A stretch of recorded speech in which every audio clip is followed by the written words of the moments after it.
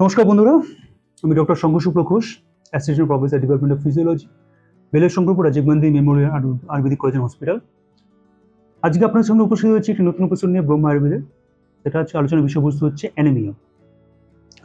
তো অ্যানিমিয়া কি? অ্যানিমিয়াটা হচ্ছে যখন আপনার একটা ব্লাড ডিসঅর্ডার্স, কখন বলবো অ্যানিমিক কন্ডিশন অ্যানিমিয়া হয়েছে, হয় আপনার আরবিসি কাউন্ট কমে গেছে, নয়তো আপনার হিমোগ্লোবিন কাউন্ট কমে গেছে, নয়তো আপনার প্যাকড সেল ভলিউম কমে গেছে।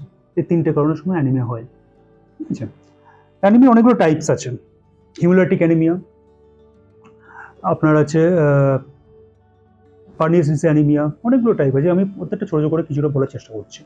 হিমোলাইটিক অ্যানিমিয়া মানে হচ্ছে ধরুন আপনার কত রোড ট্রাফিক অ্যাক্সিডেন্ট হয়ে গেছে, ঠিক আছে, আপনি টোটাল ব্লাড লস করেছেন, অনেক ব্লাড লস হয়েছে, আপনাকে ব্লাড দেওয়া হয়েছে, কিন্তু তাও আপনার অ্যানিমিয়া ধরা হচ্ছে, সেটাকে বলছি আমরা acute haemolytic anaemia. Chronic haemolytic anaemia কি? ধরুন আপনার পাইলস আছে, ঠিক আছে, আপনার পারপিউরা আছে, আপনার হিমোফিলিয়া আছে, এগুলো হচ্ছে ক্রনিক হিমোলাইটিক, মানে ক্রনিকভাবে আপনার ইন্টারনাল ব্লিডিং হচ্ছে, যেগুলো সেটা হচ্ছে ক্রনিক হিমোলাইটিক অ্যানিমিয়া। এটা একটা হলো।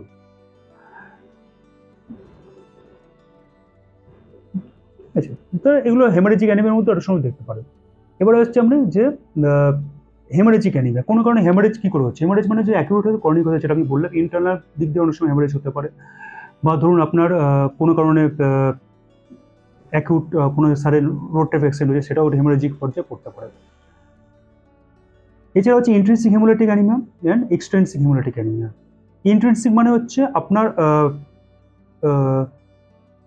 ইন্টারনাল কোনো প্রবলেমের জন্য, আর এক্সট্রিনসিক হচ্ছে আউটার কোনো প্রবলেম, আউটার যে কারণে কোনো হিমোলাইসিস হচ্ছে আরবিসি, সেটা হচ্ছে বার্ন কেসও হতে পারে, সেটা আপনার লিভার ফেলিয়ারও হতে পারে, সেটা রিনাল প্রবলেম হতে পারে, সেটা অটোইমিউন ডিসঅর্ডার হতে পারে। তো প্রত্যেকটা হচ্ছে এক্সট্রিনসিক হিমোলাইটিক অ্যানিমিয়ার দিকে যাচ্ছে। ইন্ট্রিনসিক হিমোলাইটিক অ্যানিমিয়ার মধ্যে দুটো মেন জিনিস আছে, একটা হচ্ছে সিকেল সেল অ্যানিমিয়া, একটা হচ্ছে থ্যালাসেমিয়া। সিকেল সেল অ্যানিমিয়াটা কি? সিকেল সেল অ্যানিমিয়াটা হচ্ছে আপনার যে আরবিসিসগুলো আছে সেগুলো সিকেল সেপেট হয়ে যাবে, এবং সিকেল সেপেট হওয়ার জন্য সেগুলো ফ্র্যাজাইল হয়ে যাবে এবং ব্রেকডাউন করা শুরু করবে, সেটা হচ্ছে সিকেল সেল অ্যানিমিয়া, যেটা আমরা ইন্ট্রিনসিক হিমোলাইটিক অ্যানিমিয়ার মধ্যে পড়ছে। এক্সট্রিনসিক হিমোলাইটিক অ্যানিমিয়ার মধ্যে কি পড়ছে? এক্সট্রিনসিক হিমোলাইটিক অ্যানিমিয়ার মধ্যে পড়ছে যে আপনার ধরুন ইন্ট্রিনসিক হিমোলাইটিক থ্যালাসেমিয়া যেটা পড়ছে, থ্যালাসেমিয়া হচ্ছে দুটো পড়ছে, আলফা এবং বিটা। আলফা থ্যালাসেমিয়াটা হচ্ছে মেজর, বিটা থ্যালাসেমিয়া হচ্ছে মোস্ট কমন। আলফাতে মিনস আপনার আলফা চেনটার প্রবলেম আছে, বিটা চেন ঠিকঠাক আছে। বিটা থ্যালাসেমিয়া মিনস বিটা চেনটার প্রবলেম আছে, আলফা চেন ঠিকঠাক আছে। তো এগুলো হচ্ছে ইন্ট্রিনসিক হিমোলাইটিক অ্যানিমিয়া। তো এখনো পর্যন্ত আমি কি বললাম? হিমোরেজিক অ্যানিমিয়া, হিমোরেজিক অ্যানিমিয়া দুটো, অ্যাকিউট এবং ক্রনিক। অ্যাকিউট মানে আপনার সাডেন রোড ট্রাফিক অ্যাক্সিডেন্ট হয়েছে, সেটা হচ্ছে অ্যাকিউট হিমোরেজিক অ্যানিমিয়া। ক্রনিক মানে আপনার ইন্টারনাল ব্লিডিং কন্টিনিউস হয়ে আছে, যেমন হচ্ছে পারপিউরা, হ্যাঁ, পাইলস, হিমোফিলিয়া, সেগুলো হচ্ছে chronic haemorrhagic anaemia. Haemolytic anaemia দুটো, ইন্ট্রিনসিক আর এক্সট্রিনসিক। ইন্ট্রিনসিক কোনটা? এর মধ্যে দুটো সিকেল সেল অ্যানিমিয়া এবং থ্যালাসেমিয়া। এক্সট্রিনসিক মানে হচ্ছে কোনো আউটার কারণের জন্য, যেমন আরবিসিস, হেমোলাইসিস হচ্ছে। এছাড়াও নিউট্রিশনাল ডেফিসিয়েন্সি অ্যানিমিয়া আছে। নিউট্রিশনাল ডেফিসিয়েন্সি অ্যানিমিয়া হচ্ছে কোনো নিউট্রিশনাল ডেফিসিয়েন্সি, আইদার আয়রন বা প্রোটিন বা ফলিক অ্যাসিড বা ভিটামিন বি12 এগুলোর কারণে, ঠিক আছে।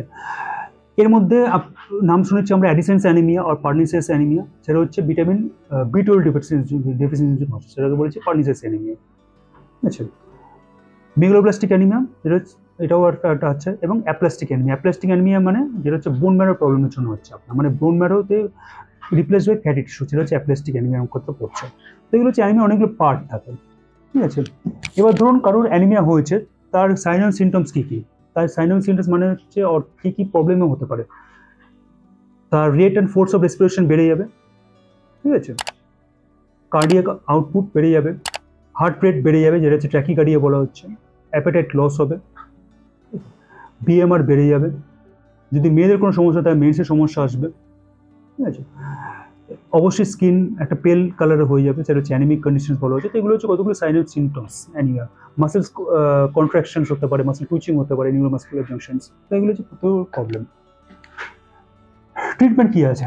ট্রিটমেন্ট আছে নবজীবন রস, একটা করে দিনে দুবার খাওয়ার আগে, টোপিয়াদি লৌহ একটা করে দিনে দুবার খাওয়ার আগে, এই দুটোই ব্যবহার করে দিতে পারে, এবং চমনপ্রাশ 1 চামচ করে দিনে দুবার খাওয়ার পর, এগুলো অ্যানিমিয়ার কন্ডিশনে ব্যবহার করে দিতে পারে।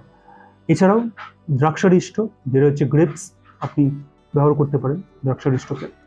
আইসকৃতি 2 চামচ করে দিনে দুবার খাওয়ার আগে, এবং পূর্ণবাদী বন্ধু 2টো করে দিনে দুবার খাওয়ার পর। প্রত্যেকটা হচ্ছে অ্যানিমিয়ার জন্য খুবই ভালো মেডিসিনস। প্রাণায়াম আমি দুটোই বলবো করতে, একটা হচ্ছে উজ্জয়ী প্রাণায়াম এবং নারী শোধন প্রাণায়াম। উজ্জয়ী ও নারী শোধন দুটো করলে আপনার এনাফ, এর মধ্যে কোনো দরকার নেই। আসন করে পশ্চিম মধ্যাসন, শীর্ষাসন, সর্বাঙ্গাসন, অর্ধ মৎস্যেন্দ্রাসন, এই আসনগুলো করার চেষ্টা করুন ডেইলি বেসিসে। খাবেন কি? বিটরুট খাবেন, গাজর খাবেন, আপনি গ্রেপস খাবেন, ম্যাঙ্গো, আপেল, এগুলো প্রত্যেকটি খাওয়ার চেষ্টা করুন। স্পিনাচ, পালং সেগুলো খাওয়ার চেষ্টা করবেন। রোদে বেশি পড়বেন না। সেক্সুয়াল ইন্টারকোর্স, টোব্যাকো, স্মোকিং, এগুলো থেকে দূরে থাকবেন অ্যানিমিক কন্ডিশনস হলে। তো আজকে এ পর্যন্তই এপিসোডটা। ধরে আশা করি আপনাদের ভালো লেগেছে, কিছু জানতে পেরেছেন আপনারা। আরও ভবিষ্যতে নতুন নতুন এপিসোডটা আপনাদের সামনে উপস্থিত হবো। আজকে এ পর্যন্তই, নমস্কার।